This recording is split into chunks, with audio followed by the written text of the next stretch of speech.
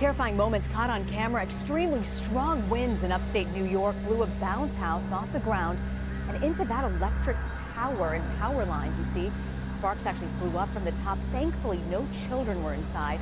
Witnesses say the winds were so intense it felt like a tornado swept through the area.